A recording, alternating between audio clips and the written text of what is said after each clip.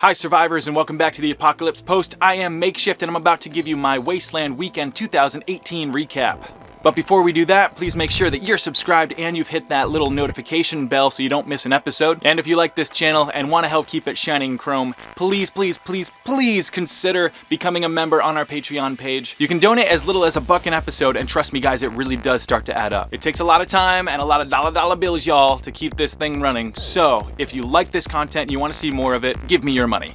Alright, enough of that. First up, I'm super excited. While we were at Wasteland Weekend, the Apocalypse Post YouTube channel finally hit 1,000 subscribers. So thank you guys for subscribing and watching and loving and giving me all your feedback. You guys are awesome. While we were on site, we gave out more than 100 Apocalypse Post bottle caps to my subscribers. A lot of you guys actually came through, found me, said, hey, I watched your show, I want a cap. And you know what was actually really great was so many of you guys were there for the first time and you had awesome costumes and you even had caps to trade back. So I've got a bunch of those. I'm gonna show off my loot in a future episode. It was really great to meet you guys out there and have a quick chat. I know I'm always busy running around camera in hand, just doing my thing, but getting to talk with all you guys and get some great feedback was incredible. 2018 was a great year for the world's largest Mad Max get-together. It was a second time on the new site with over 4,000 people in attendance, along with hundreds of Mad Max cars, more than I've ever seen, including one with a frickin' jet engine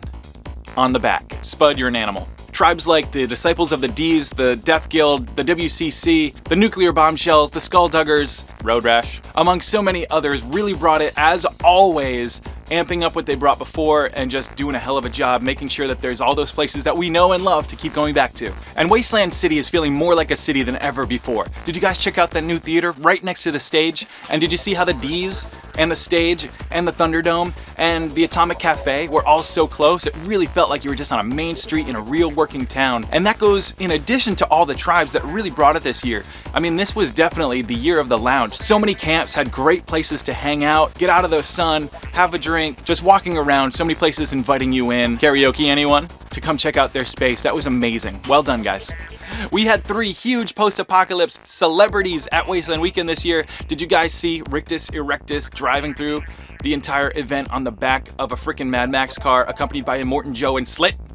In his freaking costume too. How cool was that? If you guys don't know, Nathan Jones is the guy who plays Rictus Erectus. And when they found out that Nathan Jones was coming to Wasteland Weekend this year, none other than George Miller sent the original costume from Fury Road for Rictus Erectus to wear at Wasteland. How badass is that? Also, another YouTuber with a channel better than this one, Dimitri from Nuclear Snail, was there to do a bunch of costume Q&As, and he hosted a few events, and it was just really great to meet him in person because he came all the way from Europe.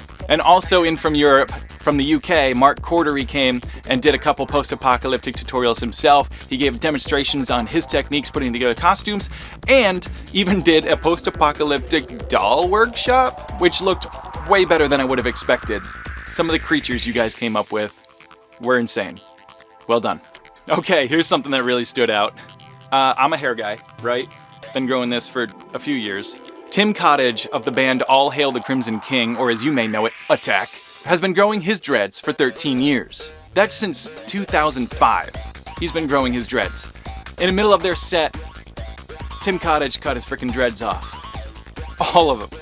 He cut his dreads off in the middle of the show, and then did the rest with this atrocious haircut, but he got it done. Well done, my good friend Tim.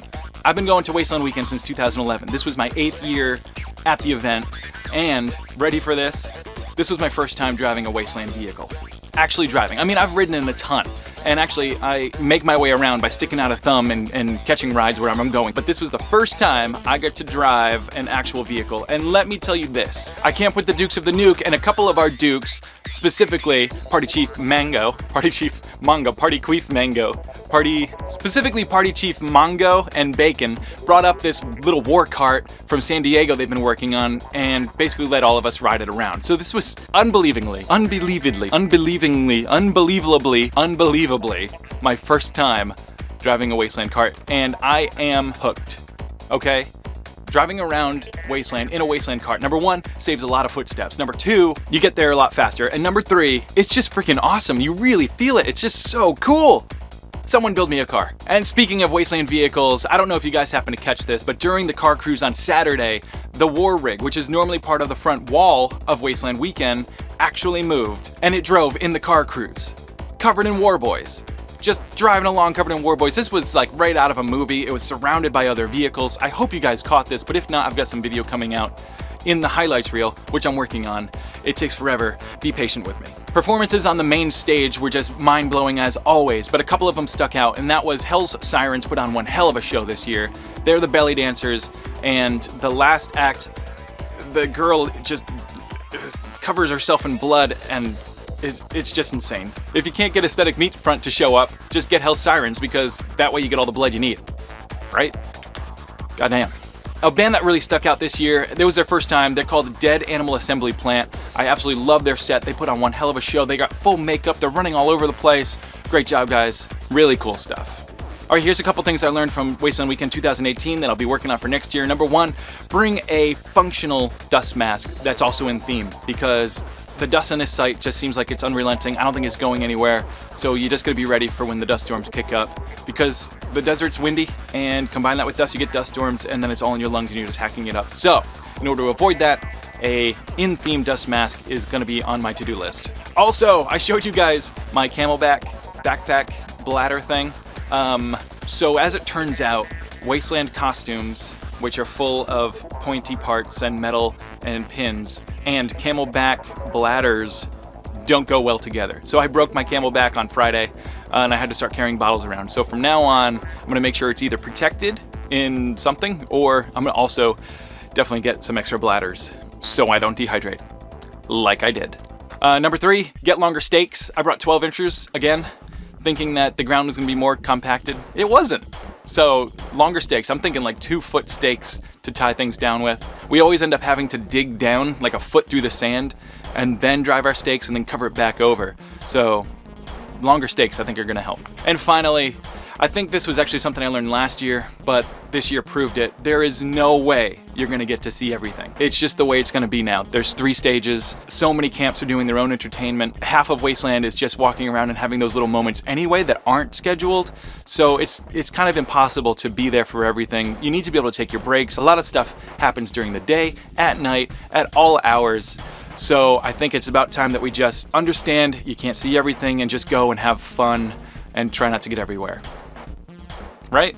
And a couple things from the lore this year. Number one, I, Makeshift of the Dukes of the Nuke, have the White Crow's White Crow. This is their relic. You can see, there's my proof. So it was okay that I came to be in possession of the White Crow.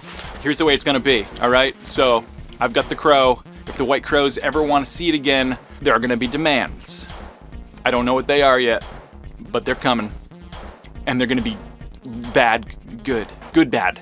They're gonna be terribly wonderful commands. Demands? Yep. Get out of there. Jeez, that freaking crow. Okay, this is kind of cool actually. For the first time ever, I have received a Wasteland gift of sorts. So it's an ammo can. I don't know what's inside. It's actually locked. I can't get into the thing yet. And it's got a padlock on there, but it didn't come with a key. Now last year I was taught to pick locks by Party Chief Mango. Keep calling him that. Last year I was taught to pick locks by none other than Party Chief Mongo of the Dukes of the Nuke. So I don't know what's in it. It could be a love letter. It could be a bomb. It could be a love bomb. So we're gonna find out in a future episode. So make sure you subscribe so you don't miss that, because I'm excited about it. Let's find out what's in there. All right, guys, that was my recap of Wasteland Weekend 2018, at least the way I experienced it. I'm sure that you guys experienced it a little bit different, so make sure to tell me what you liked about Wasteland Weekend 2018 in the comments. Like this video with a little thumbs up, and make sure that if you haven't already, subscribe and turn on that little bell so you never miss an episode. That is all. Relevant links down below, and I will see you guys next time.